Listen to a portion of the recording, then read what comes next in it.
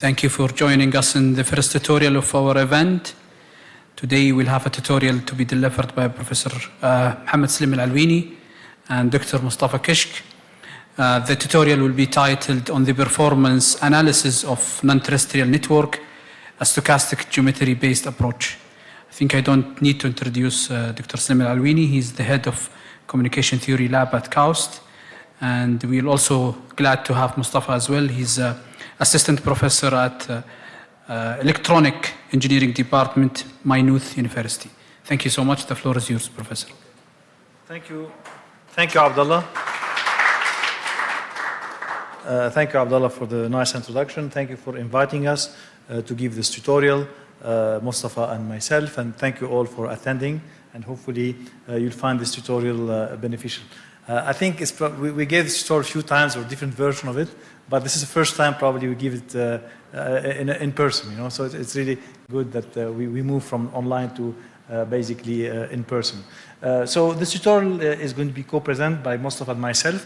I will do the first part, and then Mustafa will do the second part. But of course, we'd like to acknowledge really our team of students. All this work is done based on PhD and master thesis of many of our KAUST students, and they are acknowledged by basically citing their papers. So we would like to emphasize that. So, of course, this work is in the area of NTN, so it matched very well the topic of and the theme of this event. But what is special about this work is that there's a strong emphasis on a tool that has been very popular in wireless communication over the last, I would say, 10-15 years, which is stochastic geometry. Stochastic geometry has been used by colleagues like Jeff Andrews, Martin Hanegi, and many others worldwide to analyze interference in terrestrial network. And what we have shown, Mustafa, myself, many others now that are picking up on this topic, that essentially stochastic geometry is also a very useful and powerful tool to analyze the performance of NTN network. And this is actually, if there's one message we'd like to convey, is actually the first message we'd like to convey today. So today's tutorial will have this outline. We'll go back and talk a little bit more about digital divide. I mean, I was happy to see today a kind of opening session emphasizing this. Those of you who have been in this kind of research area of wireless communication probably remembers that maybe a few years ago, very few people talked about this issue. You know, before COVID, people were emphasizing on 4G, 5G, and on kind of like the kind of super speed type of performance that we are all targeting. But now we see more and more emphasis being done on this important problem, which is the digital divide and connectivity divide problem. So we'll go back and talk a little bit about that.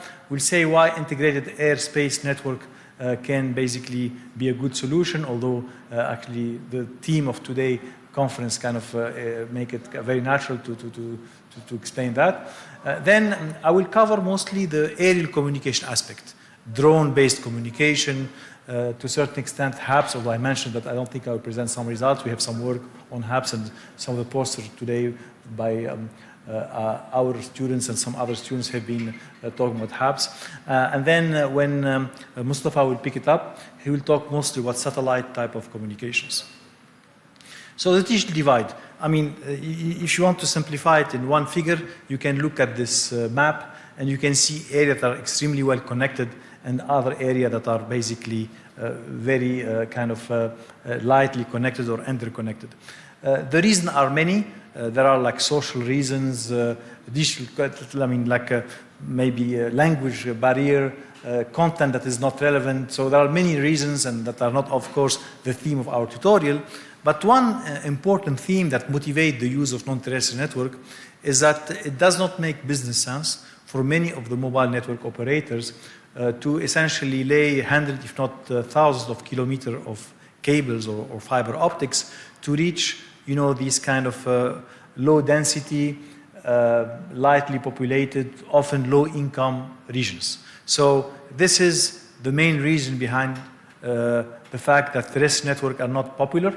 There is no return on investment, and basically to solve that problem, you need to go in altitude, okay? And which means you need to go to non-terrestrial networks. And this goes very well, or is very well aligned with the so-called United Nations Social Sustainability Development Goals. As you may know, these are very noble goals. There are 17 of them, going from kind of fighting poverty, trying to improve the health condition worldwide, and so on and so forth. Again, you can see these goals in front of you. Incidentally, there is a nice kind of timing here, because the SDGs are supposed to be achieved by 2030. I'm not sure if this is going to be done, but that was the original intent. And when you look at 6G, if you look at our standard cycle of how the generation of wireless communication basically are deployed, 6G is also supposed, or is expected, to be deployed by 2030. So that's why there is this kind of expectation that we would like 6G to be inspired, or in a way, we would like 6G to be driven in part by these United Nations Sustainable Development Goals, which means that bridging the connectivity divide will be one of the main, hopefully, objectives of 6G, in order to kind of, let's say, reverse this vicious cycle of digital divide that you see in the slide in front of you, and in order, for example, to improve health services remotely, education services, banking, the unbanked, that's a very important problem in many countries where people don't have an ID, don't have a bank account, and as soon as they have a phone, actually, they start having, in a way, a certain bank account, and many countries in Africa have shown that with a phone, you can start having financial transaction, and that can bring a certain level of prosperity. So there are a lot of good objectives that can be achieved when you set up connectivity in this remote region or rural areas. The same way, actually, when you establish a highway or a train line between a remote region and a city, you often bring some economical prosperity to that particular region. Now, as I told you, if you cannot reach this region through ground or through terrestrial network, you need to go in space, which means you need to go in altitude. And we start talking, in this case, about aerial and space network. So, the way it works, in a very simple way, especially for those of you who are not familiar with why we are going towards these space networks or aerial and space network, in a way, it's exactly the contrary of what we do for ultra-dense urban area. When you go for ultra-dense urban area, you shrink the cells, right? You want to reuse the spectrum very aggressively. When you go to this rural area, it's completely the opposite. You want to make your cell as big as possible in order to capture the few scattered users with a single piece of equipment. Now, how can we create these macro cells? By going in altitude, so you can build these towers. There is, for example, this Facebook project. They built this so-called super tower of 180 meters. But if you want to go higher and higher, you cannot keep building this Eiffel Tower type of mast and equipment. You need to go and start using basically drones and balloons or HAPS, and eventually satellites. So that's, in a way, the motivation why you want to go in altitude, in order to increase your coverage with a single piece of equipment. So this tutorial will have essentially two parts, what we call access and backhaul. And when we talk about access, we are essentially talking about aerial base station, because when you talk about UAV, often research on UAV has two components. You're looking at UAV as users themselves. So that's one aspect. And then you can look at UAV as base stations, as an enabling of connectivity. Here we'll be looking mostly at the second aspect. Although also maybe Mustafa will talk about the UAV as at some part maybe of his presentation. But in my part, I'll be focusing on UAV as flying base station. Okay, to gain this altitude I talked about. And then when we talk backhaul and satellites, that's the second part, and that will be covered by Mustafa. So UAV communication is a trend that we have seen over the last, I would say, 5 years or so. It's used in a variety of scenarios: immersive communication, connect the unconnected, of course, military type of context, and offloading. You have like a massive type of event, concert, a soccer game, or and you have like a massive gathering of people. You need some offloading. You can do like cellular on wheels, which is a cow, or cellular on wings, which is another cow, but basically it's coming from a drone. And then again, the drone is acting as a flying base stations. So why this is useful? Because with a drone, essentially you increase, this is very well known, the probability of line of sight. As you go higher, you are going to basically overcome the obstruction that come on your way, and with that you get a better channel, you get a better SNR, you improve your quality of your quality of service. And also another interesting aspect that comes with drone is that you have this mobility and relocation flexibility, which means if you have a crowd that is moving around, in contrast to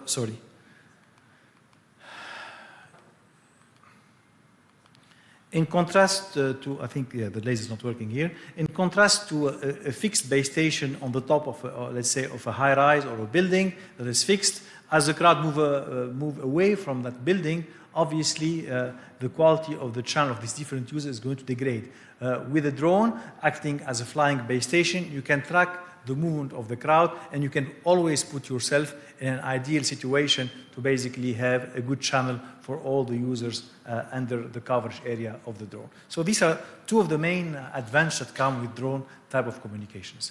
So how can we prolong the flight duration? So one thing we need to kind of highlight, and that's one of the main aspects that we are kind of emphasizing in our tutorial, is one of the main limitations for this drone-based communication or using drone as flying base station is that current technology, current batteries, makes the drone flying time very limited. We are talking 1 hour, 90 minutes, maybe 2 hours maximum. And this is not very practical to keep, rotating drones, having a fleet of drones going up and down. So you want to extend the basically flying duration of these drones. Now, on the top of that, you have two limitations. You have first a reduction in the flying time, and second limitation, you can have a reduction on the payload, how much you can carry. And on the top of that, another problem that comes with these flying drones is that you have to remember that the drone at the end of the day is acting as relay, right? So it's not kind of just access, but it has a feeder link or a backhaul that connect the drone to the basically internet point of presence. Which means you need resource for that. You need typically to allocate some spectrum for that. On the top of that, this backhaul can be jammed, can be hijacked, and as such, you can lose your drone, and there is some safety concerns. There is what they call also the drone flyaway risk and problem. So these are standard problems that come with basically classical and tethered drones. You have to deal with these kind of issues. So one of the kind of solution that we looked at a few years ago, and this is not our own invention. We just realized that there are in the market what people call tether drones. So what tether drones are, they are drones that are kind of free flying. However, they have this extra feature of having a cable connecting them to a ground station. This cable comes with two major advantages. Advantage number one, it provides power supply. So you don't have to keep changing drone every hour or hour and a half. And number two, you can insert within this tether or this cable a fiber optics, which means you have a backhaul for the internet point of presence. So you are solving the two main limitations I talked about in the previous slides. So this concept of tethered drones, again, when we read about it, Mustafa, Ahmed Badr, at that time postdoc in my group, we looked at the literature. It was mainly used for other applications, like security, border control, camera vision type of applications. But we felt that actually they can be used also for communication. As such, we developed a framework to analyze the performance of tethered drone-based networks. Now, if you move away from tethered drone to something that is tethered, but not actually physically tethered, we looked also, which is something a little bit more science fiction, but actually there is one, at least startup, that is pursuing this track. You replace this tether drone, but what you can call a virtual tether, which is a laser-powered drone. So the laser is there with the two functions I talked about earlier. So with the laser, you can do free space optics, which means you can communicate with the drone. And actually, if the laser power is high enough, you can use that laser to power the drones. So again, you go back to the scenario I talked about earlier in terms of functionality of the tether. It's there to give power, and it's there to give communication, feeding backhaul capabilities to the drones. So these are two of the technologies I will be covering in the remaining part, at least of my part of the tutorials. So let's talk about tethered drones. So again, this is like more details about them. So typically, we have a regular drone that is attached to a ground station through a cable with data, fiber optics, and basically power supply. And you know, this ground station is connected on one hand to a power supply, like a grid. It can be a solar panel, anything, you know, that generates electricity, and of course the internet point of presence. So that's a generic kind of a layout or system setup for tethered drones. So you know, that's exactly saying what I talked about. So that's how they get deployed. And if you want to make a comparison, at least from a, let's say a qualitative perspective, you can look at some of the metrics down. So when you look, for example, at line of sight probability, mobility, relocation flexibility, obviously these are metrics where the untethered drone will outperform any other solution, because the untethered drone have complete freedom to move around, right? But as soon as you start looking at backhaul link capacity, endurance, then obviously a tethered drone will match the performance of a fixed base stations. And when you look at the payload, obviously you cannot match like a terrestrial fixed base station in terms of how much you can carry, but a tethered drone, because it has sustainable level of power that basically is powering the drones, will be able to carry a heavier payload than untethered drones. So in a way, to summarize, you can view a tethered drone as a bridge or as a trade-off between a fixed base station and a completely free untethered drones. So it's somewhere in between, from a like a pros and cons type of perspective.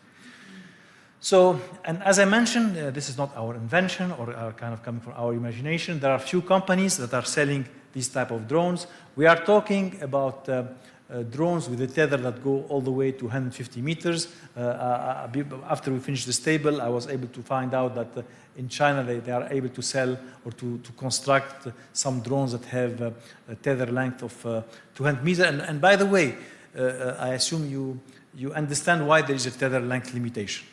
Because the tether comes with certain weight. And obviously, the longer is the tether, the heavier is going to be the cable. And you know, that can basically have an implication of how much the drone is going to carry. So at some point, it does make sense to keep increasing the tether length and then to reduce the amount of payload that the drone can take. Okay? So that's why there are limitations on this tether length. So this is a typical deployment. So you can have a deployment in an urban environment for offloading type of applications. So for instance, in this context, obviously, intuitively, you can see that a tethered drone will be attached to ground station. Typically, the ground station would be on the top of high rise, and the drone will kind of cover in some hotspot or some kind of information shower type of scenarios where you have like maybe a few people that are kind of in a not spot or not very well covered by terrestrial base station, and you'll be able to help them or to cover them from the sky, if you will, or from these tethered drones. So that can be an urban type of deployment. And just to get into the more technical part of the tutorial, you will see that for tethered drones, in contrast to the classical work that is being done for UAVs, where basically a lot of the work has been on optimizing the trajectory of UAVs. Maybe some of you have done work on that for whatever metric, for energy efficiency, for to maximize whatever quality of service. When you talk about tethered drone, we don't talk anymore about like trajectory optimization. Rather, what we talked about is what is my allowed hovering region. So you have a tether. The tether is going to basically dictate over what region you can basically fly or hover, okay? And this is going to be basically constrained by the building around you. If the building around you are very high, obviously the cone over which you'll be flying is going to be closed or have a certain limitation. On the other hand, if you are operating, let's say, in a rural environment, there is no high rise or no high building around you, you can open your cone. So we have done some analysis, not included here, using the classical ITU or Hourani model that is kind of looking at the probability of line of sight, and we were able to show this theta mean, or this kind of openness of the cone, as function of the environment that, over which you are operating. Now, from an analysis perspective, what you would like to look at for a certain deployment, what will be the optimal tether length and what will be the inclination at which you'll be operating. This will be a little bit analogous to the kind of problems you'll be looking at for untethered drone. We'll be looking at trajectory optimization.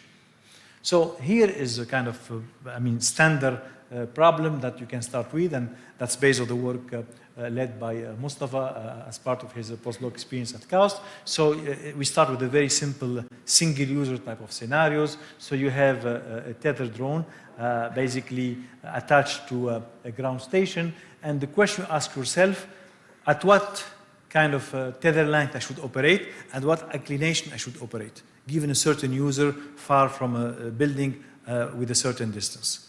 Now, so obviously, just to illustrate the importance of some of these system parameters, so let's consider here this scenario. So you have a crowd, and this crowd can connect to a base station, like a classical base station, the black one there, and can also connect to a drone. This drone can be, let's say, tether or untether. Okay, so in this case, the crowd is kind of on the fringe or kind of on one side from the base station, moving away, let's say, from the base station. So obviously, ideally, you would like to connect to this drone, which happens to be in this figure completely in the center of this kind of crowd, which is good. But if the crowd moves around and the tether, of course, is going to constrain the drone to be limited in terms of its movement, you start having some reduction in coverage probability. Whereas if you were, so of course you can get as close as possible to the center of that let's say,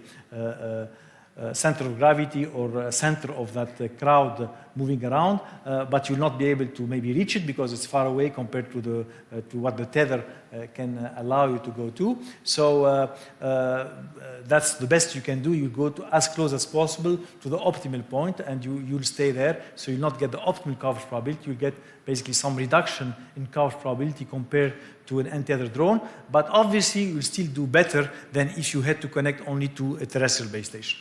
Now, in contrast, of course, if you have an untethered base station, then there is no limitations, and basically you can place yourself in the center of the crowd. Now, I don't think we have the figure here, and that's something maybe we can send you as a kind of a follow-up. When we do the comparison, obviously you need to have a trade-off.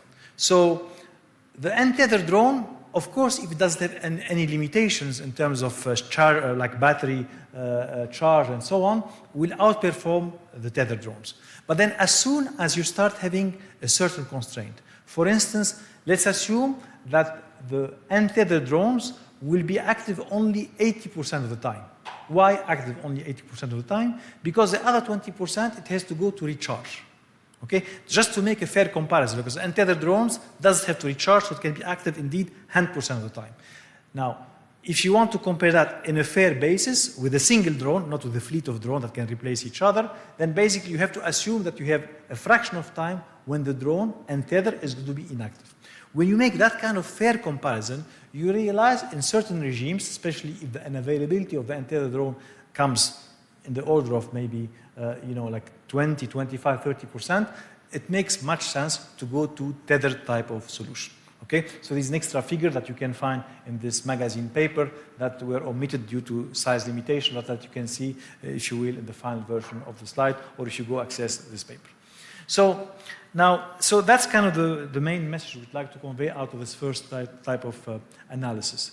Now, the second type of analysis that was published in this paper was to try indeed to solve for this optimal tether length and the angle of inclination given a certain distance and given a certain height of the building to which the ground station is attached. So the problem has been formulated in this paper.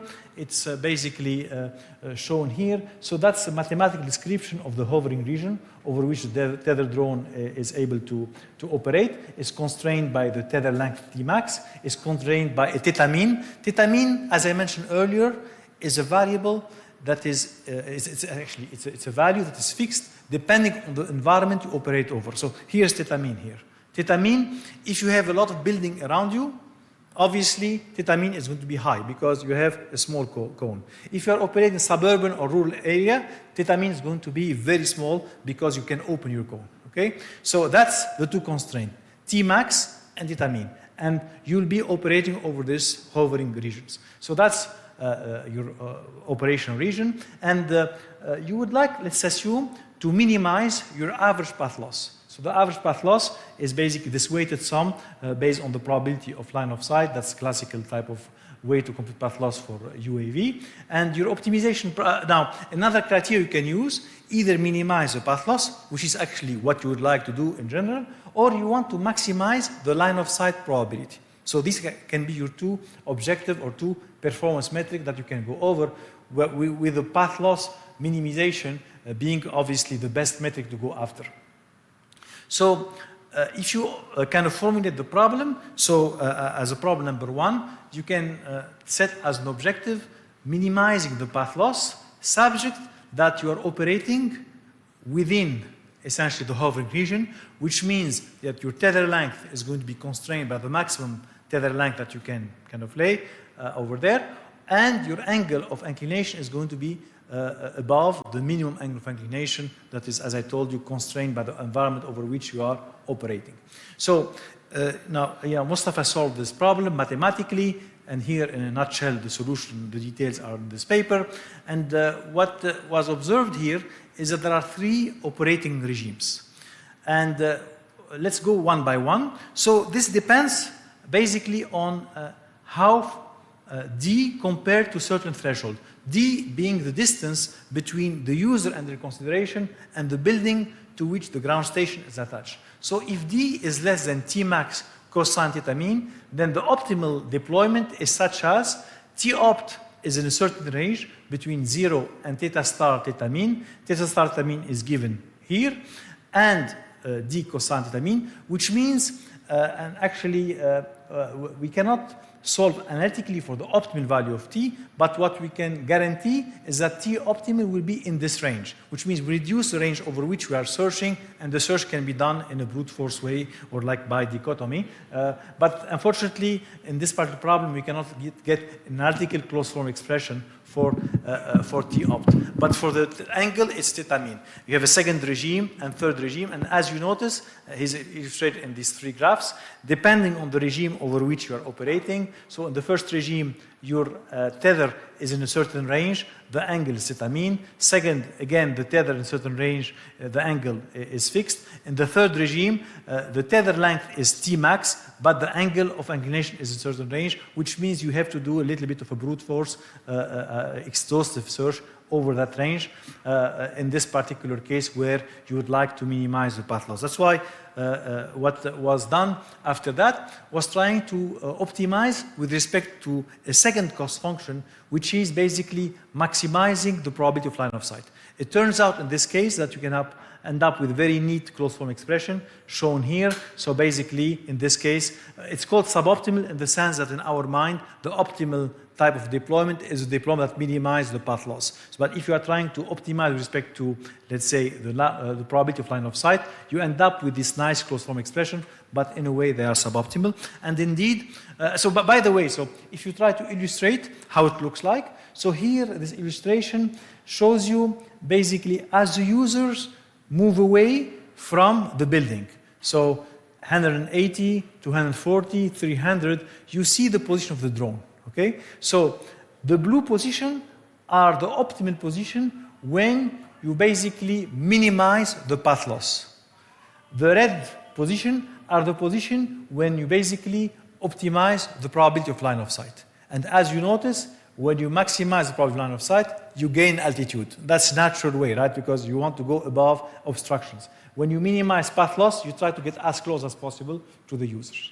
Okay, so that's how things kind of materialize or get illustrated once you run the optimization algorithms.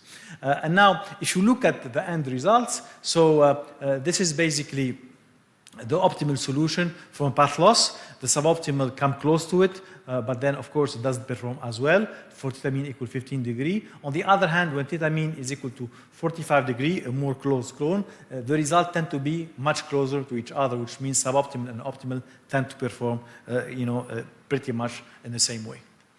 Now, obviously, you want to move from, let's say, just looking at a single user type of deployment with just the tether length and the angle of inclination to some other kind of problems.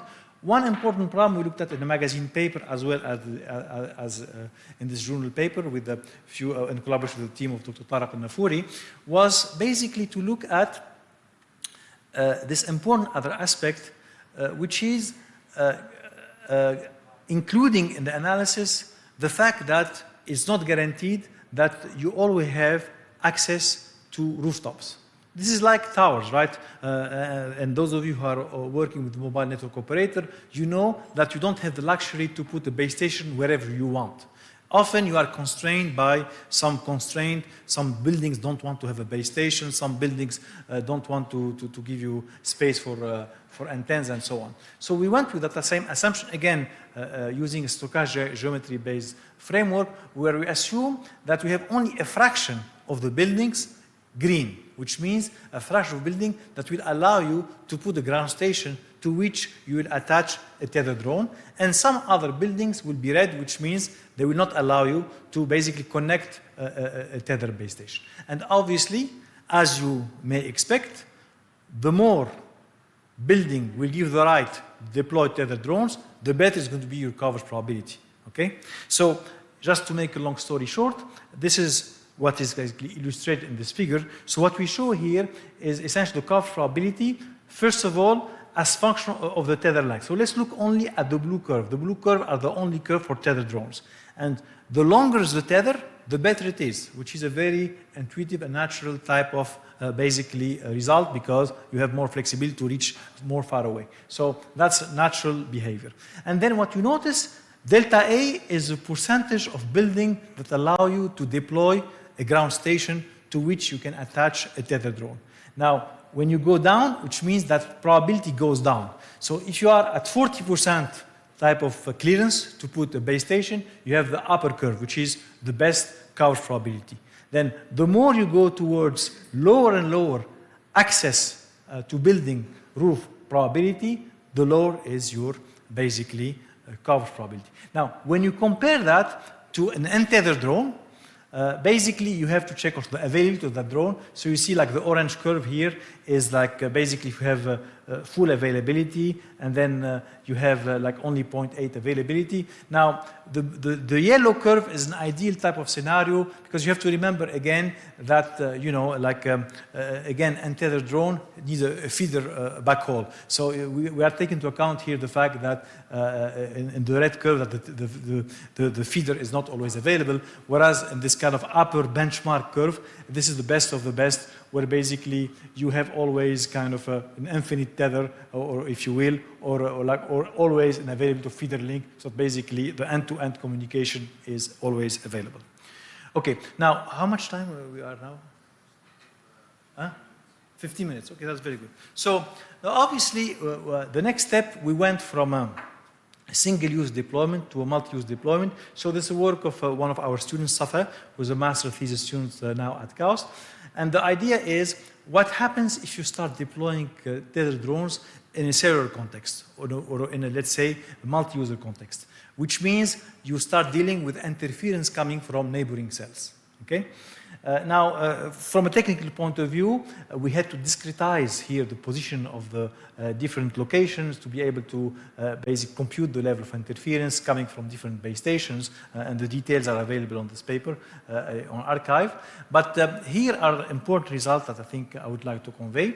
So this is, in a way, standard type of curves you will see whenever you do an analysis of, let's say, a cellular type of deployment of drones or multi-user deployment of drones. If you attend tomorrow the tutorial of Giovanni, I don't know if he's here, you will see the same kind of trends.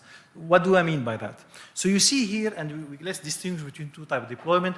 The yellow one is, or orange one, is urban type of deployment, and the blue is suburban rural deployment. So what do you see? For the urban deployment, we look at the coverage probability evolution as function of the tether length, maximum tether length, Tmax. So in the beginning, remember, when it was single user, the longer the tether, the better it is, because there is no interference to worry about. Now, when you go into a multi-user scenario, interference matters, which means when you start increasing too much your tether length, the tether starts becoming high, like long, so you can gain altitude. When you start gaining in altitude, you start basically creating interference between different cells. And that's why you see this decrease in basically coverage probability. Because at some point, you will basically be above all obstructions, because obstructions sometimes are helpful, because they are basically minimized number of interference coming from one cell to another. So what you see here, at some point, you are still shielded by this kind of obstruction within the cell, and that's why your coverage probability improves. And then at some point, you are above all obstructions, and you start decreasing your coverage probability. On the other hand, when you operate in a rural or suburban environment, there is no obstruction from the beginning, which means as soon as you start gaining in altitude, you start being subject to interference, and as such, you are already in an interference-limited environment, and basically your coverage probability decreases as your tether length increases. So that's why what Safia did in her thesis or in her work, she kind of modified a little bit the problem in a rural environment, and in that context, the problem was formed in a slightly different way. When you are operating in a rural environment, there is no need to have basically a tether drone per cell. It's enough to have one tether drone to cover multiple cells, because it's good enough, from a coverage perspective. And that fraction, if you will, is called delta. So basically, like the fraction of cells that have a tether drone, and as you see here, you start having the same kind of behavior like we see in urban environment, where basically, in terms of like basically, there is a nice sweet spot because if you don't have enough, of course, tether drones, like if you are in the high deltas, which means you don't have enough to cover the whole region of interest.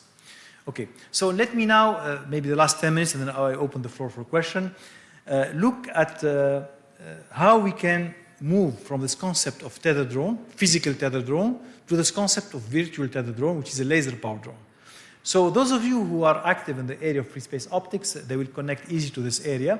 So as I told you, the idea is to have an untethered drones that will be powered through a laser beam, and that laser beam will not only be used to power the drone, but also to send basically bits through free space optics. So obviously, one of our first papers in this area was trying to look at the coverage probability of this kind of deployment, looking at two metrics. Because here now, the basically laser, let's say, beam is used for energy harvesting purpose, but also for communication purposes.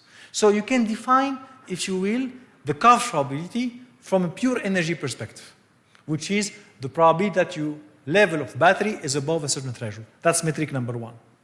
A second metric is to forget about energy constraint and look only at SNR. But actually, the real metric that you have to look at is what we call here the joint coverage probability, which means in order to have satisfactory type of operation, you need to have enough energy to fly and also a good enough SNR to communicate in a meaningful fashion. So what are the parameters under your control? The laser beam directed density, because you need on the ground some laser beam directors that are sending laser beams to power and communicate with the drones, and obviously the channel condition. When we talk about optical wireless communication or free space optics, atmospheric turbulence, which is similar to fading in the context of wireless RF communication, has an important role to play. So That's the first kind of metric. So this is the classical formula, basically quantifying how much energy you can harvest it. So P received is the total power received. Then you have the fraction of the received power dedicated to energy harvesting. And then HT is this random variable that describes the turbulence effect. It can be, for example, log normal distributed or gamma distributed. And the energy probability of coverage or energy coverage probability is described by the probability that this harvest energy is above a certain threshold that accounts for the power need for propulsion and the minimal amount of power needed for meaningful communication. Now, there is no closed form expression for this energy coverage probability. Basically, it's a single fold integral that function of the CDF of the turbulence, which is not very complicated to calculate. And you can use, as I told you, either a gamma or log normal. But actually, if you kind of put yourself in a kind of ideal condition where you don't have any turbulence, you can basically develop an upper bound. So that's the best you can do. It's in closed form. And then when you plot that, you see the kind of curves you get. So of course, as you increase your density of laser beam directors, you will improve, obviously, your coverage probability. And the closed form expression of the upper bound that you obtain give you always upper results because it doesn't account for.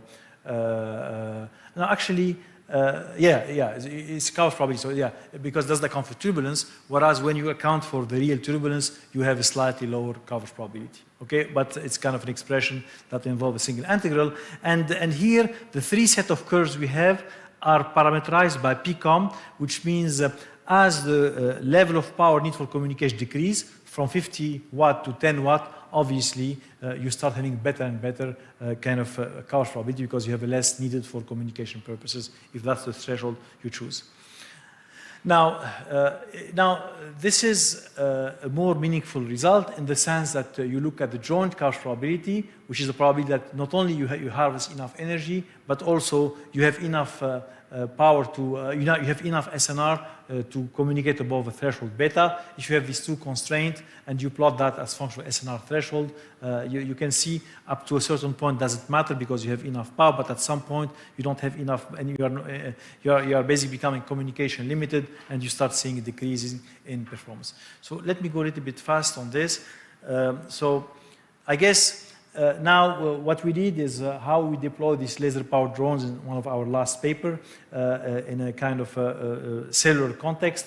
And it's very intuitive in the sense that obviously if you are within a certain range, which means an R star, which is the range over which you have enough power coming from the laser, then you can choose to pick the optimal location of the drone because you'll be anyway already have a good energy come from laser beam director. On the other hand, if you are far away from laser beam director, then you don't have the luxury anymore to position yourself in the optimal location from a laser beam director perspective distance, and you'll have to come up with a trade-off like we have with the tether. You'll come as close as possible to the optimal location while making sure that you are still connected in a meaningful way, which is above this threshold R star to connect to laser beam director. So, that's kind of illustrated here. So let me maybe, to make sure, how much time now? Okay. Yeah, so let me conclude with these two slides and then basically we'll open the floor for questions. So one last thing I would like to highlight here, which is a little bit not related to the Tether drones, but this context of how UAV can help the digital divide or bridging the digital divide. So this is one of also our paper with one of our students, Maurilio. So here we assume that we have a scenario where you have basically, let's say, a downtown area or a town center very well covered.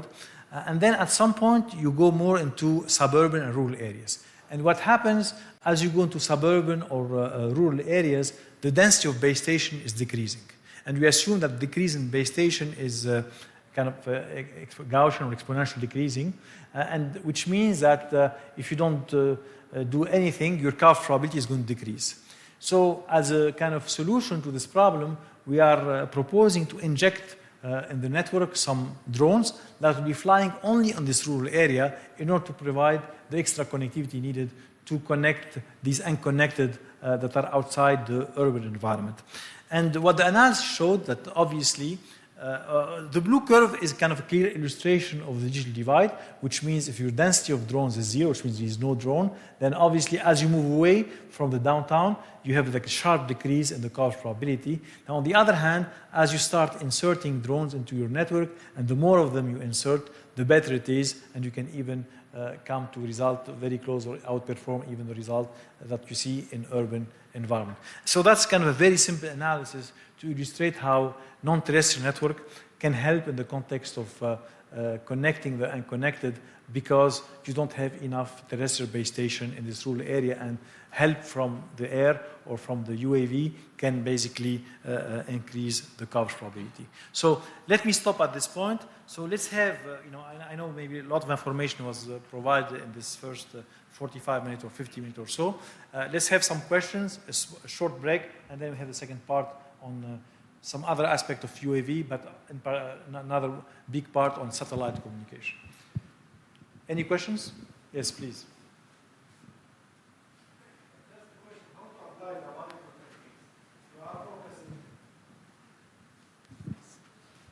Assalamu alaikum.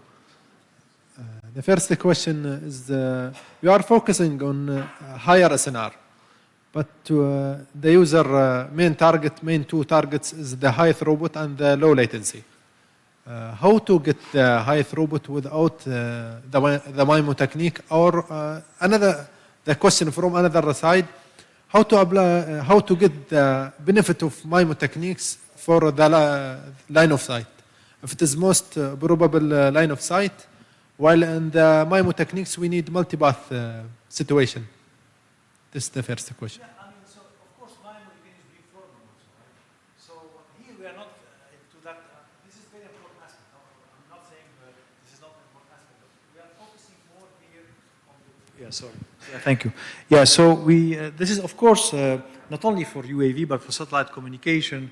The beamforming aspect, or MIMO with beamforming, is a very important aspect to improve the SNR, the link quality of any air to ground or space to ground. So here we do not assume any kind of beamforming, but this can be added to the analysis, and that can improve further the quality of service in a particular link. So we have not said that this is not an important aspect. And obviously, as you know, for example, very high throughput satellite, or this HAP experiment that CITC has done in the spring, a lot of the advantage are coming from the beamforming that is giving access to users, where basically you are able to send some pencil beam to a particular user and focus on them, so that basically you can improve the SNR. So that's a given, that's a fact. Now, this has not been factored in the analysis here because that was not the focus of analysis. It doesn't mean that we cannot build on what you have done to add some extra capabilities and see how this can improve the coverage probability. Okay, thank you. Another question for the laser UAVs.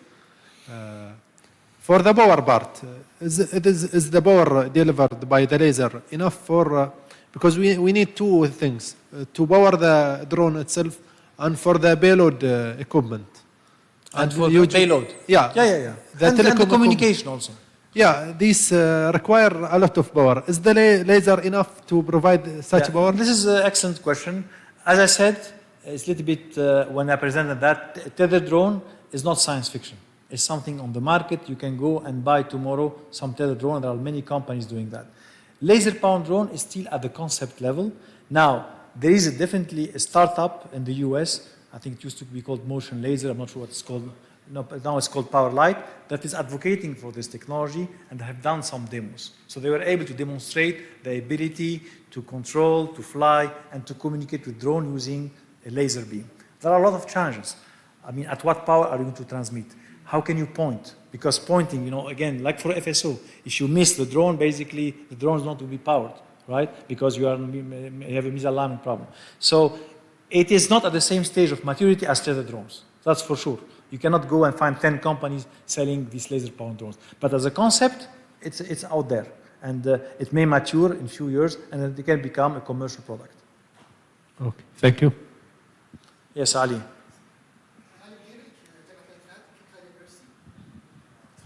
So my question is related to the My question is related to interference and height. I would think that naturally the antenna directivity will be involved because for example, for the terrestrial base stations, the tilting will change. So wouldn't that solve the problem as we increase the height? We have to control yeah, that. beamforming, tilting, all of these can help, of course, but this is not done under the assumption. I think we have a system, a standard model for the antenna pattern.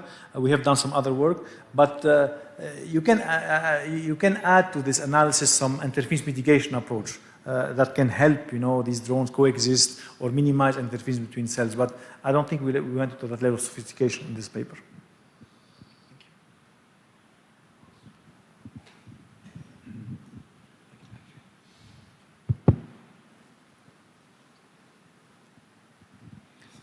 First of all, let me thank you for the presentation. Excellent research here.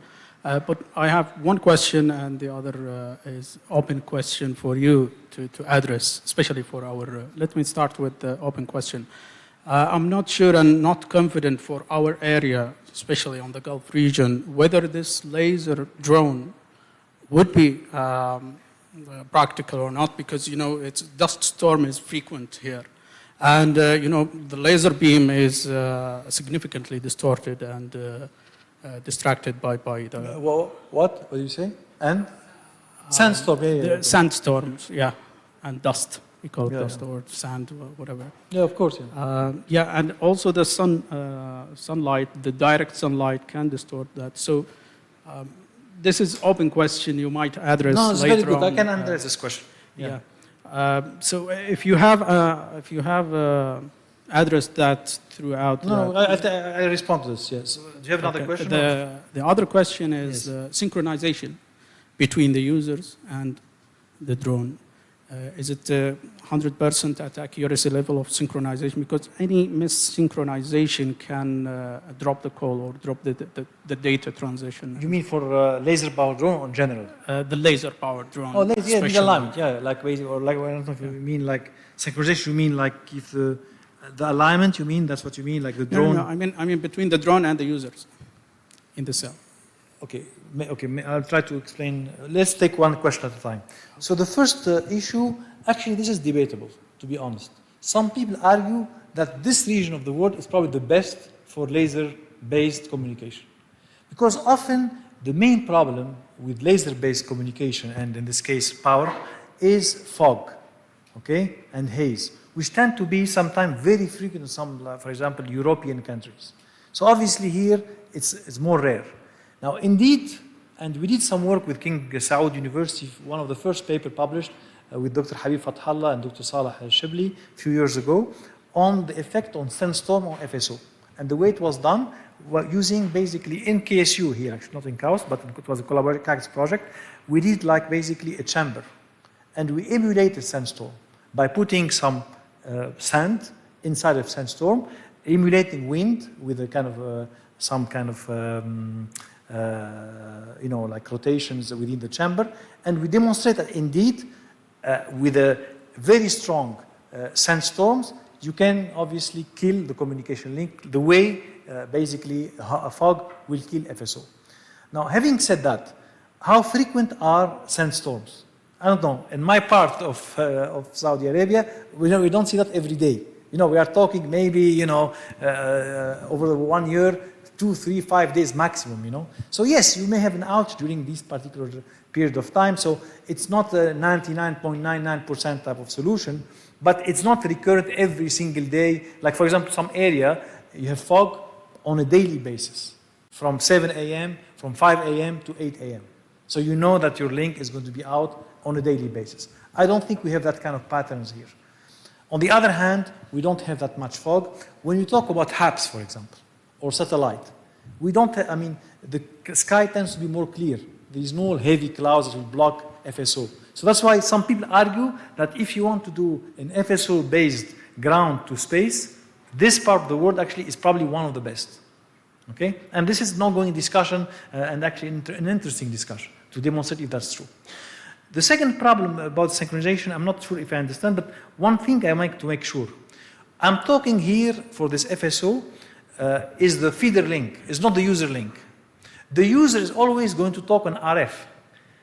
Right? Because the user is very difficult to align, like you said, 100 users, each one is going to be basically using an FSO link. That's not the way to go. I'm talking about the gateway, talking to the drone. That's through a feeder link, point to point, you know, and then the drone is talking to the user using standard RF. Okay, so I hope that clarified the issue. Thank you. Yeah, let's clarify. I came late, by the way, to the presentation. No, maybe I didn't mention that. Very clearly. I caught up with this No, question now. I probably didn't mention that carefully. Yeah, it is a feeder link solution. It's not like an access solution. Any other questions? Yes, please. Thank you for the talk, Turkey University. I have a question like about for the link between the drones. I think the focus on the link between the station and the drones. Like now, if we want like to send information, we need to send information one time slot and the ball the second time. Can we use swiped here? Swipe technology, can we use it here? Yeah, like actually, you can use like swiped. It's instead of swiped or swept, this is like slipped. So it's simultaneous light and information power transfer. So you can do the same way. You can do it in time, you can do power splitting, you can do time splitting. The same mechanism in swept, you can use them in slipped. So there is no problem with the distance, like, because if the drones like long, there is long distance between the station. No, of course, there's a range. That's why I told you that there is like a threshold above which you cannot go because you will not have enough power. That's for sure. There is like limitation based on budget link.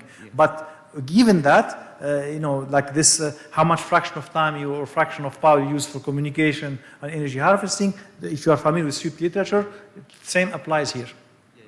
And the second question is like, with the multi-drones, like the coverage is reduced, as we see here. Because there are interference within each other. But if you are operating at a low altitude and obstruction kind of help you shield, let's say, cells from each other, then it's good. Yeah, my question is here, like, is it still better than using ground station in the rural area? Yeah, of course, because you are gaining in altitude. So and the solution we propose is you don't need a drone per cell. You can use basically a drone to cover 3 cells, let's say, with a high altitude. So you have like a big tower and you create a macro cell, so 3 small cells. Yeah, thank you very much. Thank you. Okay.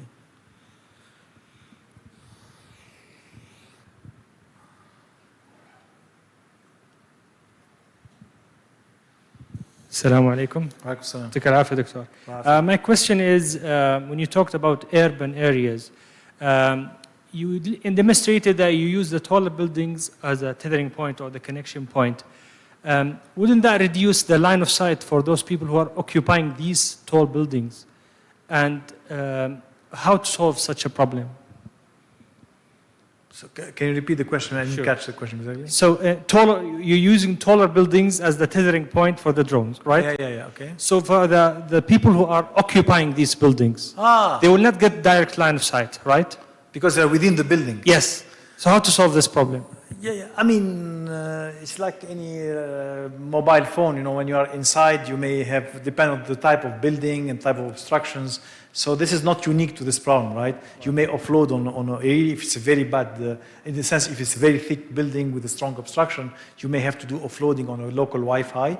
Otherwise, I don't think it will be different than like a base station, you know. Terrestrial base station. I mean, it's general kind of the deployment, nothing special. You may, but I think you may still do better because if you have just one obstruction, it's better than maybe on the ground you have multiple obstructions before reaching your building, right? But it's not specific to this problem. Thank you. Okay, so maybe we need to take a 5-minute break, and then we'll pick it up second part.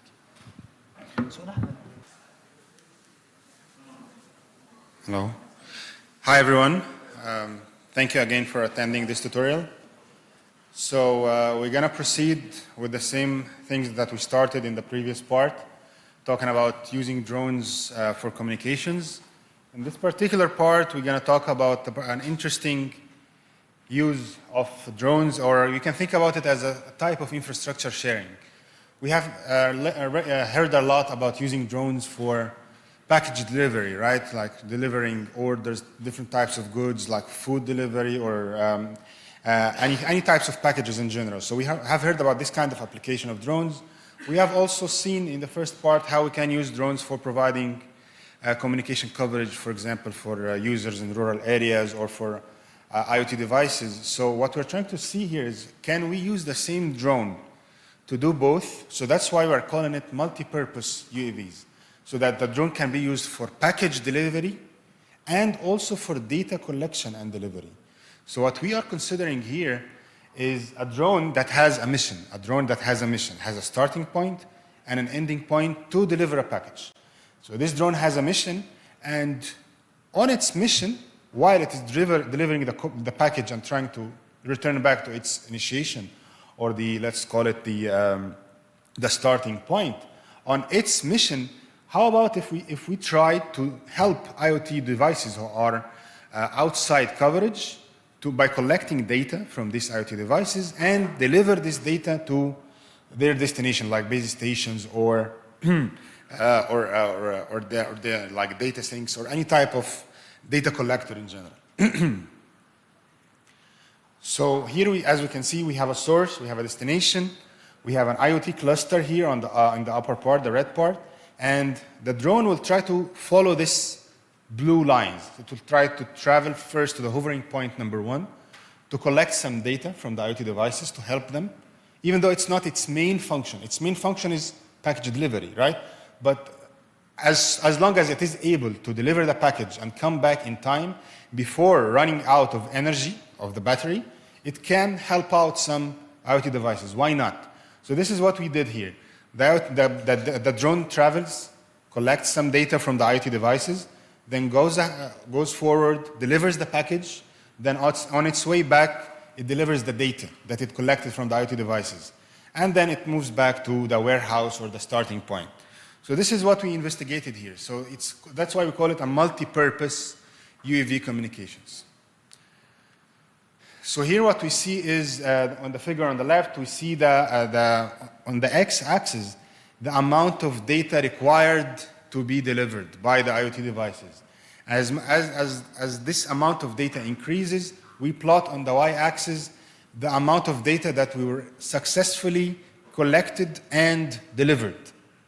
So the amount of data that was successfully collected and delivered. We can see that there's a linear relation, means that as the amount of data required to be collected increases, we are successfully able to collect all the required data and deliver it up to a particular point. As you can see, once we reach this point, then it becomes constant. It means that we cannot collect any more data than this constant value. And this, as you can see, this constant value is function of L2, which is the distance between the starting point and the ending point. You can think of this distance as the distance between, let's say, the warehouse and your home, or where you ordered the package. You get what I'm saying? So this is the first figure on the left. On the right, we have the time required to deliver, to collect all the amount of data required to be collected and delivered, and to also deliver the package that we are originally, our original mission is to deliver this package. So we can also see a linear relation between the amount of data that we need to collect and the time of the whole mission, of the whole trip, until we reach a particular point of the amount of collected data. Then the time becomes constant because we do not collect any more data beyond this point. So this is part of our vision of infrastructure sharing, or one type of infrastructure sharing, where we try to use the same resource for multiple functions. So now we switch to another topic complementary to what Professor Slim has been talking about in the past hour, which was using Tether Drone or using laser-powered drone to prolong the flight duration, right? So the whole purpose of using a tether or a laser beam is to make the drone stay longer, right? Because we saw this as a problem, that if we don't have that, then the drone service will be continuously interrupted. So what we are doing here is that we are trying to see how this interruption will affect the performance of a drone-enabled communication system. So as you can see here, we have a drone, it's fully charged, it's providing service to the users. Then the battery runs out of energy. At some point, we have no energy anymore in the battery, so the drone will have to fly back to the charging station, which means the users inside the cluster will have to reassociate with a further away drone or another terrestrial base station, so they will become receiving a suboptimal service, right? Until the drone fully charges, travels back, then we are back to normal. So So this is called service interruption. How often will that happen? Depends on the amount of energy consumption during the service, the battery size, the amount of time needed to recharge, the distance between the cluster center and the charging station. All of this affects the performance of the system. What we wanted here is to see mathematically, capture that mathematically, and have a model that shows us exactly how each of these parameters affect the performance. Because the existing literature by that time was assuming always that the drone is available. So availability is 100%. As you saw in one of the figures that Professor Slim showed, when you have the availability 100%, this is an ideal, unrealistic assumption. So what we assumed here is that we have, as you see here, user clusters. These circles here are user clusters. We have, for example, these two blue circles are user clusters that have a drone. They already have a drone that is providing service. Everything is nice. While this red circle here, the drone is not there. The drone is at the charging station. It is recharging. So the users inside the red circle have to reassociate. As you can see, these dashed circles, they have to reassociate with further away drones. This is one thing that we need to comment on in that figure. The other thing is the charging stations locations, we assume them to be a point process, as a Poisson point process, and we will talk about this later on. The third thing that we need to comment on is that the charging station here, for example, the one at the bottom of the figure, there is more than one drone who wants to recharge at the same time. So how will the drone handle that? How will the charging station handle that? So it's, for example, in that figure, what we are showing here is that one drone is recharging, another two are waiting. So it's not only the charging time, but also waiting time, right? But, for example, if we have a better quality charging station, a charging station that can recharge 2, 3, maybe 4 charging drones in parallel, then maybe we will not have waiting time, right? So the quality of the charging station highly affects the performance of this network. We're going to call them the number of drones that the charging station can recharge simultaneously. We're going to call this number the capacity of the charging station. And we're going to see how will that affect the performance of the system. So the first thing is that we assume this capacity to be infinity, which means there is no waiting time. Any drone that comes to the charging station, it will recharge, right? There is no waiting time. So this will give us an upper bound on the performance, because this is an ideal scenario, right? In real life, the charging station will not have an infinite capacity, right? It will have finite capacity. And here we have two types of power consumption: the power consumption related to the payload or the communication-related power, and the second one is the propulsion or the hovering of the drone at the center of the cluster. So here what we compute that the main novelty of this part is the availability probability, the probability that the drone is there. And this we computed it as a fraction between the service time over the service time plus the charging time plus the traveling time to and from the charging station. So the main novelty here is not the analysis of the system itself or the coverage of a drone-enabled communication system. This was done before. The novelty is inducing this availability probability into the analysis of the system. And we compute this availability probability using stochastic geometry tools, and eventually, this is the most interesting part about this study, is the influence of many things. Here, for example, we plot the coverage probability on the y-axis, and on the x-axis we have the density of the charging stations. And we can see that as we increase the density of the charging stations, what happens to the coverage? It increases dramatically, actually. It goes from, for example, for the upper curve, it goes from 0.4 to 0.8, it doubles. And we can also see the influence of the charging time, increasing the charging time. You can think of low charging time, for example, 5 minutes, which is the upper curve. You can think of that as a scenario where you don't actually recharge the drone, you just swap the battery, you just replace the battery. So it takes relatively lower time. The other side would be 40 minutes. That could be actually the actual situation of recharging the battery of the drone. And we can see how the charging time has a very significant effect on the performance of the coverage probability of the system. You can see, for example, at the right side of the figure, the coverage goes down from 0.8 to around 0.5 as the charging time increases from 5 minutes to 40 minutes.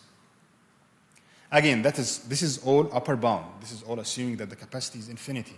And this is not the case.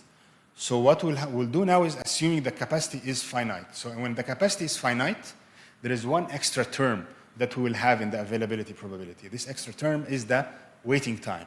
Now the drone will go to the charging station. If there is no drones already recharging, it will recharge, it will leave, there is no waiting time. But if there's someone recharging, it will have to wait, right? And maybe there's someone already waiting, so the waiting time will be larger. So there is a waiting time analysis involved that depends on the capacity of the charging station. How many drones can the charging station recharge in parallel? And how many drones are there requesting service per each charging station? That's why in analysis of this part, the important parameter here is the ratio between the density of the drones and the density of the charging stations. Because this will tell us how many drones are there per each charging station. And as this number increases, you can expect that the coverage or the availability probability in that case will go down. So we can see here that as this ratio increases, the number of drones per each charging station, as this number increases, we can see the curves are, all of them are going down, but we can see that when the capacity of the charging station is large, is 6, for example, we have the best performance. And this is very intuitive, but this is also opens the question is, do we want to deploy high density of charging stations with low capacity or low density of charging station with high capacity? Depends on the budget available, on a lot of stuff, but this is up to the network designer to decide. This is just a mathematical tool that helps them decide or make these decisions. I'm going to skip this part. It's not very related to the rest of the tutorial. Here we're going to talk about using drones in rural areas and using charging stations in rural areas. Now we try here to capture the special or the characteristics of rural areas, which are mainly the scarcity of some resources, such as the access to the electrical grid.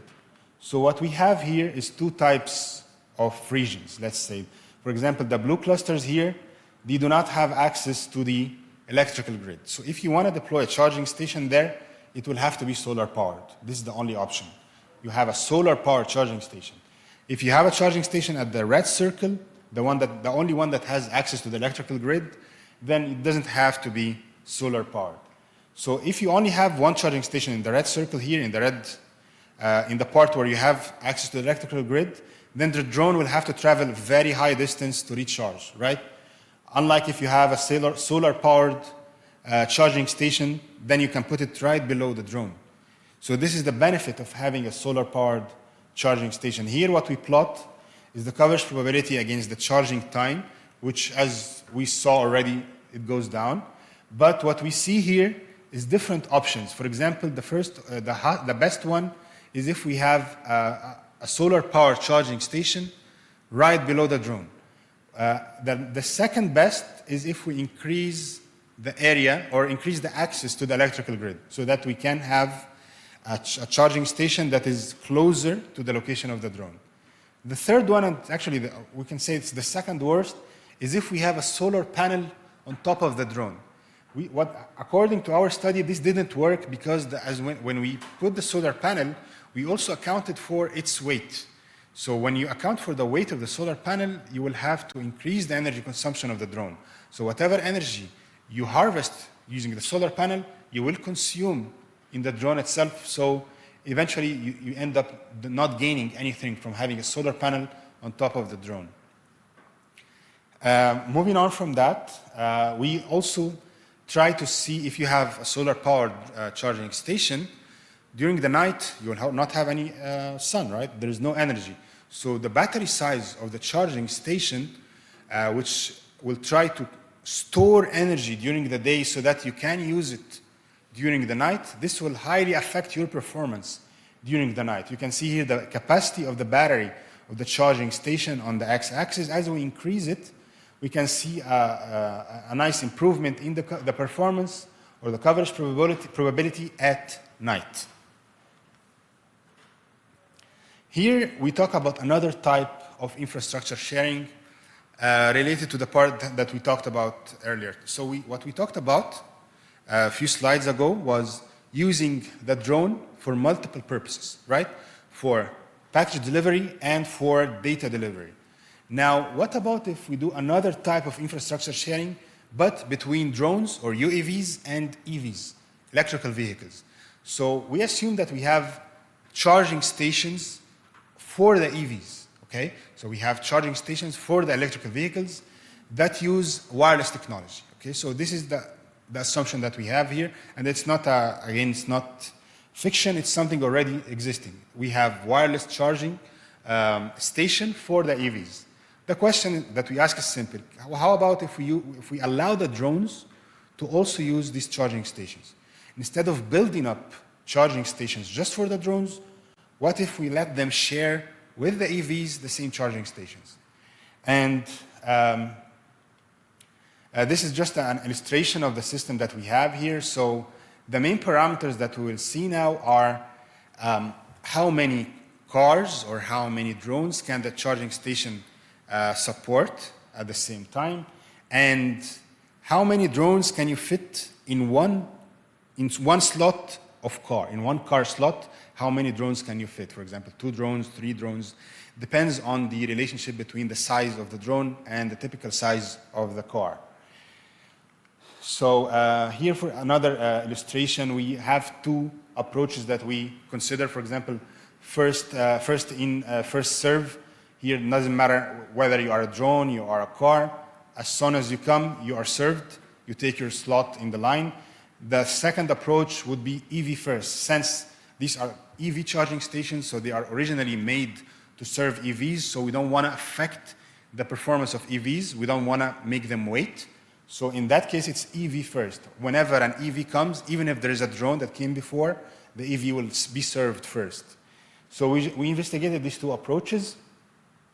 Here, the main thing that I want to highlight is the influence of C and M. So C here is the number of car slots in the charging stations, the number of cars the charging station can recharge at the same time. M is the number of drones that you can put in one car slot. Okay, so for example, if C is equal 3 and M equal 2, this means that this charging station can support 3 cars or 6 drones at the same time. So what we show here is the waiting time of the drones with and without infrastructure sharing. So you can see always the upper line. In each figure, the upper line, you can see the constant upper line. This is the one without infrastructure sharing. Okay? This is the worst case scenario. If you only rely on the charging stations of the drones, so you can see you have, without infrastructure sharing, you have waiting time of quite a lot, like almost 2 hours waiting time for drones. However, as you start infrastructure sharing and you make it more and more, you can see how infrastructure sharing is very beneficial to the drones, because you are giving more resources to the drones. So you can see, for example, with C equal 3, M equal 2, the one on the bottom right, we can see that without infrastructure sharing, you had almost 2.5 hours of waiting time. But as you allow infrastructure sharing and you reach the optimal performance, the waiting time dramatically increases to almost 10 minutes or even 5 minutes. So from the perspective of the drones, infrastructure sharing is good, which is expected. From a perspective of EVs, obviously it's not going to be beneficial. It's going to harm their waiting time, but we want to see how much is it harming their waiting time.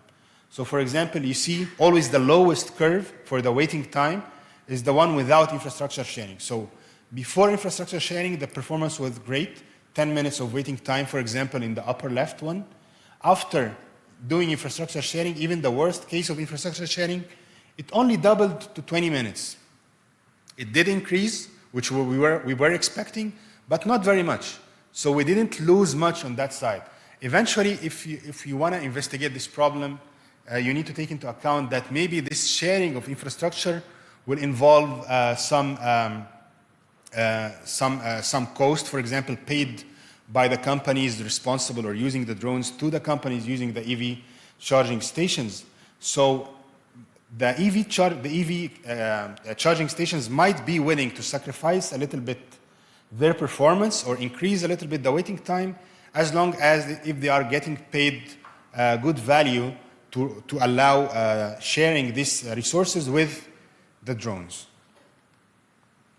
So as Professor Salim mentioned, the first part was all about access and using drones for providing access to users in rural and remote areas. The second part, or the second side of the problem, is the backhaul. How we can use LEO satellites to provide backhaul to users or to communication networks in rural and remote areas, given that we know that it will cost a lot if we just extend fiber connections to such remote areas. So we believe that it is the best solution to provide backhaul in these areas. So before going to satellites, we will talk about providing backhaul to drones using terrestrial base stations. So using terrestrial base stations, what we can do is that someone mentioned in the questions in the first part of this tutorial is that usually terrestrial base stations are down tilted. They are made to provide coverage to ground users. So if you think of a drone, so this problem here, you can think of a drone as a drone user. A drone user means that it's just like a delivery drone or some kind of drone that is not providing coverage or anything, it's just a user. And you want to provide coverage to that drone. Or, in that case, this link, the link between the terrestrial base station and the drone, will be an access link. You can think of it in another way. If this drone is a base station drone that is providing coverage for some users, in that case, you can think of this link as a backhaul link. A backhaul link, a wireless backhaul before the drone and the terrestrial network. Either way, what we are trying to do here is to see if we try to uptilt fraction of the base stations, how will that improve the coverage of the drones? How will that harm the coverage of ground users? So this was the main intention of that work. And we can actually, what we found is that there is an optimal fraction of uptilted base station that maximizes the coverage of the aerial users, and the most gain you get is in dense urban areas. In high-rise, for example, high-rise urban, you don't get much gain. However, in suburban, urban, and dense urban, you can see a gain of almost 0.2 in coverage. The interesting part is that even ground users did not lose much. In fact, they did gain some coverage probably because you have reduced the interference they are receiving. When you uptilt some base stations, you are reducing the coverage they get, reducing the interference they get. So there even exists an optimal fraction of uptilted base stations that maximizes the coverage of ground users. Now moving on to the LEO satellites part. So LEO satellites is the lowest range of altitudes compared to MEO or GEO satellites. And we have seen a recent boom in the technology, because of the reduction in the cost, and large numbers of LEO satellites are launched by different companies. We are hearing of plans for thousands of LEO satellites by some companies. So naturally, we started thinking about how to investigate that, how to take advantage of that for the communication systems, and how to analyze it using the tools that usually help us understand the performance of the systems. So with that being said, we will first provide a brief intro to stochastic geometry, which is the mathematical tool that we propose to use and model the locations of satellites surrounding our Earth. So stochastic geometry is a mathematical tool that relies mainly on probability theory. It captures the randomness in the locations of the components of the network, such as the users, such as the base stations. It enables analyzing statistical characteristics of different parameters of the system, such as SNR, SINR, and so on.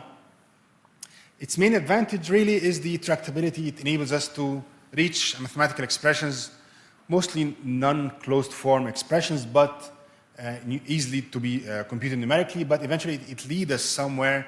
It leads us to understand the performance of the system, the influence of different parameters on the system, and replaces simulations.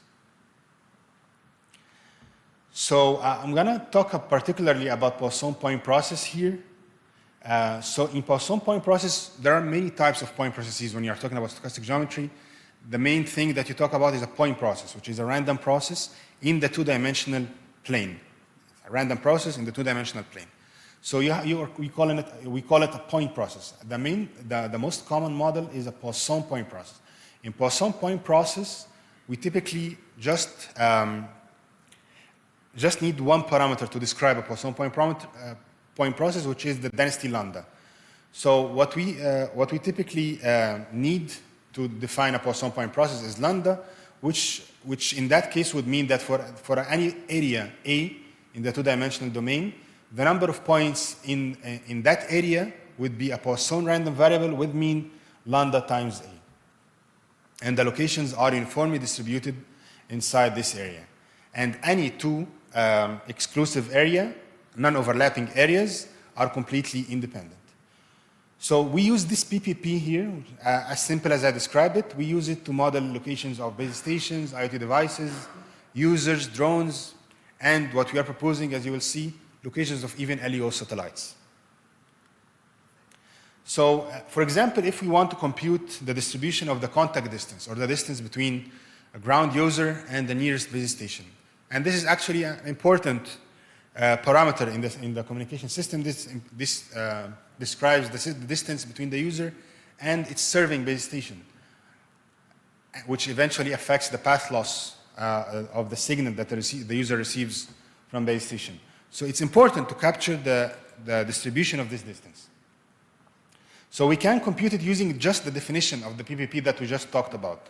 If you have it capital R here and you want to compute the probability that this capital R is less than some value R, which would be equal to 1 minus the probability that this capital R is greater than some value R. So eventually what you're saying here in this second equality is that you want to compute the probability that the distance to the nearest base station is greater than some value small r, which means that you are saying that you are trying to compute the probability that a circle with radius small r doesn't have any points, doesn't have any base stations. This is basically the same event.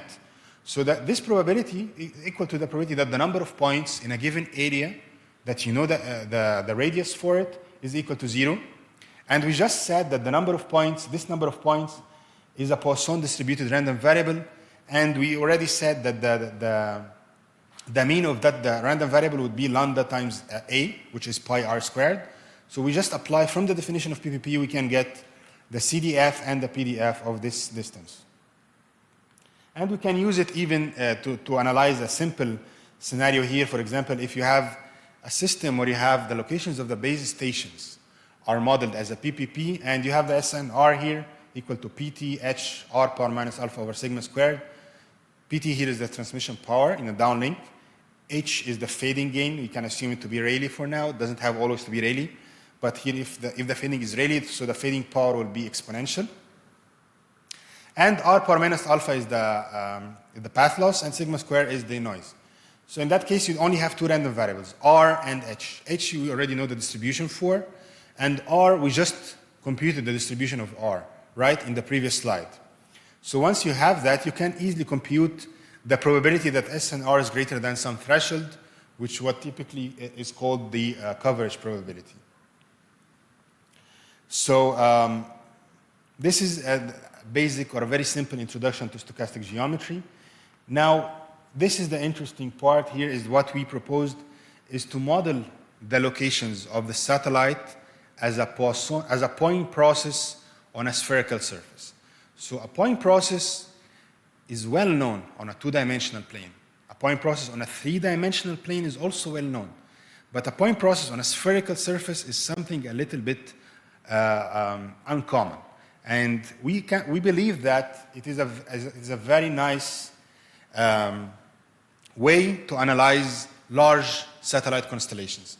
Think of it as if you have, in the figure on the right here, which is also, by the way, it's not actual locations of satellites, but this is a much closer model to the actual locations of satellites, because here we are fixing the inclination angles of the orbitals. We are just randomizing the locations of the points on each orbital. And on the left, this is a totally random, this is a point process on a spherical surface. So what we have is satellites at a given altitude, let's say 500 kilometers, all around the Earth. So what they are forming around the Earth is what? Is a spherical shape, right? A spherical surface with radius equal to the radius of the Earth plus 500 kilometers, right? This is what we have around the Earth. So if you think about it like that, it makes sense. However, the question that would arise is it accurate or not? And as you can anticipate, it would become more and more accurate and closer to the real thing as the number of launched LEO satellites increases. So here, for example, you have a binomial point process, which is not homogeneous. Eventually, all you need to model that is those three coordinates in a spherical coordinate system. You have the radius, azimuth angle, and polar angle. If you assume the azimuth angle and the polar angle are the two random variables that you have, this is the only random variables that you have in the whole system. The azimuth angle and the polar angle of any randomly selected LEO satellite. This is the only random variable that you have. The radius is fixed. It's equal to the radius of the Earth plus the altitude of the satellite. So these are the only two sources of randomness in your system. And then they enable you, along with the number of satellites, they enable you to capture anything you want in that system. For example, here, if we want to compute the contact angle distribution, or to put it in the same language that I used in the previous slide, the contact distance distribution, or the distance between a point on the Earth and the nearest satellite. I want to compute the distribution of that distance. So we will follow the same thing that we followed on the two-dimensional plan.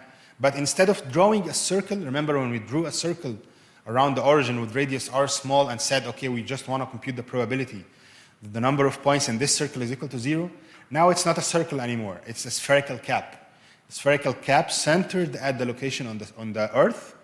And then we just need to compute the probability that the number of points in the spherical cap is equal to 0. You do that, you have the contact distance, or the distribution of the distance between a point on the Earth and the nearest satellite. As simple as that. Eventually, you get that contact distance as a function of the number of satellites in the constellation.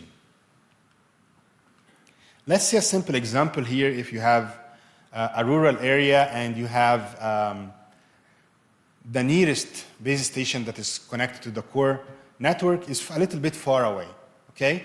Because, again, as we said, operators are not willing to invest in extending fiber connections to reach the rural area. So the only option you have is to deploy a gateway here or an Earth station that will help as a relay between the user and the LEO satellite. So this is the system that we want to see, we want to study, and we use the model that we just described, the stochastic geometry model, to enable analyzing the performance of that system. So what we see here, if you see the two constant lines here, the two constant lines for the coverage probability, are the lines that representing the coverage if the user did not have any satellite communication. If it only relies on that base station that is a little bit far away from the user. And these two curves are for two different values of this distance. One is 1 kilometer and one is 1,300 meters. The other curves are if you rely on satellite communications and for different values of n. N is the number of satellites. For example, we see N15, N35, and N equal 100 satellites. And we are fixing the altitude of the satellites to 700 kilometers. We can see that, for example, if the density of the Earth stations, which is the x-axis, if this density becomes greater than 0.4 per kilometer squared, then we can see gain. We can see some gain of using the satellite constellation compared to relying only on the faraway terrestrial base station. The second thing that we wanted to see here is how to see if we are using an accurate model or not. For example, let me mention that in literature there exists some studies that show that in terms of coverage probability, the performance of a stochastic geometry model is very close to the performance of an actual constellation, an actual set of locations of satellites. If you use them, the performances are not that far away. But that was in terms of coverage probability. Here we wanted to have a better comparison, a comparison that's not only focused on one metric. So what we did here is we used something called Wasserstein distance. So we have on the right the thing that we will use as our benchmark or the baseline. Again, this is not the real data, but this is the closest that we get to the real data. So here we are fixing the inclination angles of the orbitals. We only have randomness on the orbitals. On the left, we have a totally random point process. We want to see how far or close are these 2 point processes. So we have a BPP, binomial point process. So BPP is that we just have a fixed number of satellites and their locations are uniform around the Earth. Fibonacci is a different model where you maintain the distances between the points almost fixed. And we want to see which model is better compared to the orbit model. The orbit model is the one that we would use as our baseline or benchmark. So we use this Wasserstein distance, which measures exactly the amount of distance each point in 1 point process needs to travel to meet its corresponding point in the other point process. So let's say you have 2 points in 1 point process and 2 points in the other point process. You have to associate 1 point here with 1 point here and the other point here with another point here. Then you need to measure how much distance this point needs to move to meet its associated point in the other point process. For the first point, for the second point, and then you take the average. This will give you the average distance traveled or the average energy required to travel from 1 point process to another. And this has actually helped us a lot in comparing different point processes. So here, this is the details of using this, because there is many ways of association between 1 point process and another point process. So we need to find out how to associate each point in the original point process and each point in the benchmark point process. So this association process is not straightforward. Eventually, we have here some comparison between BPP and orbit model, orbit and orbit, because even orbit and orbit, even it's the same point process, but every 2 realizations, there is some distances between them, right? Because they are realizations of a random process, right? So they are not the same locations. So even orbit and orbit, it has some distance on average, because eventually it's an energy. So it's always going to be positive. So, but what you can use for this orbit to orbit is you can use it as a target. The closest one that you will get to this orbit to orbit, the black one, would be the best one. For example, here you see the BPP and orbit distance is the closest to the orbit and orbit distance, which means the BPP is the closest to the orbit model. We can also see the BPP and Fibonacci are quite close, and the non-homogeneous BPP and Fibonacci are the furthest apart. We can see that as the number of points increases, which is something that we mentioned at the beginning, then as the number of satellites increases, distance goes significantly down. Which means what? Which means that the constellation that has a large number of satellites is the perfect fit for stochastic geometry analysis. In that case, we would be talking about Starlink, given the numbers that we used in our analysis, 12,000 satellites, which is a huge number of points, would reach the lowest distance in terms of Wasserstein distance. Here we propose a routing technique. Unfortunately, we are running out of time, but here we propose a routing technique that tries to find the ideal locations. If you have ideal locations at a given route from a starting satellite to an ending satellite, if you know where the ideal locations are, what we try to do is to try to find the nearest satellite to each ideal location and try to find the route based on that and try to find the probability that at some hop we will not find any satellite within a particular distance from the ideal location. And we have proposed a routing technique based on that model, and we have shown some interesting results actually in terms of latency. One of the most interesting things and counterintuitive actually, at least for me, was if you plot the latency against the distance between the starting point and the ending point, the latency of the routing, we can see that as we fix the number of satellites for the first 2 curves, both of them has 1,000 satellites, but the lowest one, the lowest latency has 1,500 meters of altitude, that the higher one has 500 meters. Means what? Means that if you fix the number of satellites and increase the altitude, you have lower latency. Something very interesting. The second thing which makes a lot of sense if you compare the second and the third curves, as you increase the altitude, as you increase the number of satellites, you can see also latency will go down.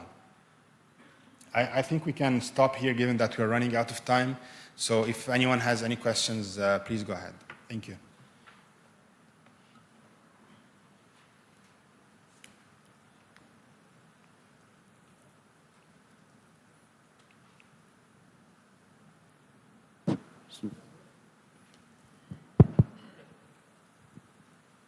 Thank you, Mustafa, for this series of very well connected journey of non-terrestrial networks. So the first question is, I mean, mostly we are considering the stochastic geometry to somehow analyze so how we can provide connectivity.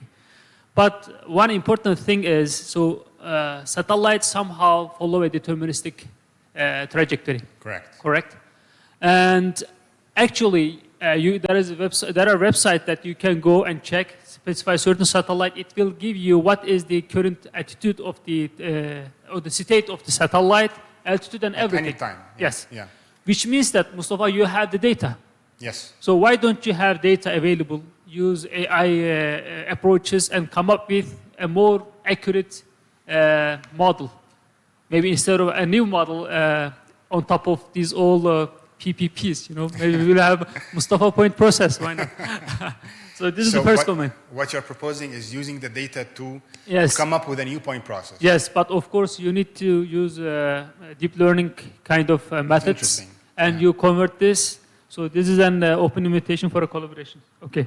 The second thing is, so what we have is, I mean, if you look at, for example, let's give a more popular guy's example, Starlink. So how they deploy like tens of satellites in the same orbit, like they're like terrain, right? Yeah. So indeed, so the way how the orbit works is like you have a line process. So and the entire constellations you have is combination of line processes. So is there a way that we combine these line processes jointly and come up with a more how can I say, a more holistic process? Great question. Yeah, this is actually something we have thought about. So what you're saying is that instead of having continuous distribution over the spherical surface, we have distribution on some orbitals. Yes, right? line processes. For example, you have like hundreds of orbits currently, and you have certain satellites on it. Yeah, so it is indeed a combination of whatever the PPP you show is indeed a combination of line processes. If you actually saw my one of the figures that I showed here, the one that I mentioned that we should use it as a baseline. Yeah, this one, on the blue one. Yeah. The blue one. This is actually not a real-time thing. This is also a point process. Yeah. So here we are fixing some inclination angles, and the randomness is only on the orbitals. So this is exactly what you're saying, right? So, yeah, obviously this is something would be a little bit more accurate compared to the binomial point process. Especially this is a Wettstein model, for the energy. Maybe you can reduce the gap a lot if you go deep in the line process of every orbit. You know what I mean? Each line has its own characteristics. Yeah, but you need to somehow find the joint maybe process of the. Yeah, sure. So the thing is, of course, this is definitely doable, and we have thought about it. The thing is, we want to maintain some level of simplicity at the beginning, given the novelty of this. But I totally agree that if you think about it, it's same as extension of the two-dimensional PPP to a spherical PPP. You would extend the one-dimensional PPP to an orbital line process. So it's, Yeah, optimization people, they are ready to, complicate the problem. So it might be not doable for the performance analysis part, but I think maybe there is a way to, somehow find the middle solution. Yeah, thank you. Every complication we do here is an extra integration. Yeah, exactly. And it makes our life exactly. Yeah. Thank you very much. Any other questions? We are running out of time, so I think we need to close this meeting. All right. Thanks, everyone. Thank you.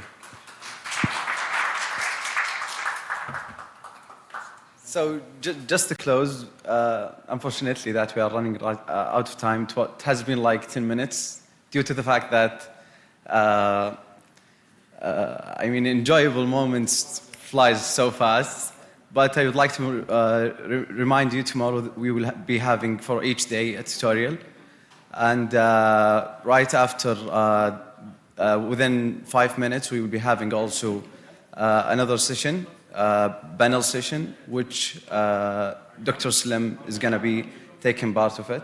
So I would urge you all to attend that also as well.